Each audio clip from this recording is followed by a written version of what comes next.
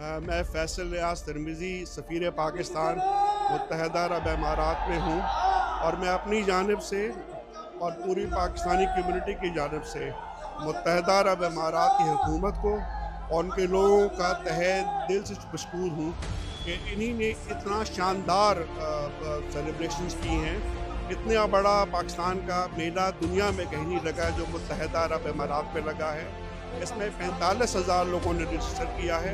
उसमें ना सिर्फ पाकिस्तानी हैं, इमराती हैं और दूसरे ममालिक के लोग भी हैं। आपको यहाँ पे पाकिस्तान की सकाफ़त, मौसीकी, पकवान और आपको पाकिस्तान के लिबास देखने का मौका मिलेगा।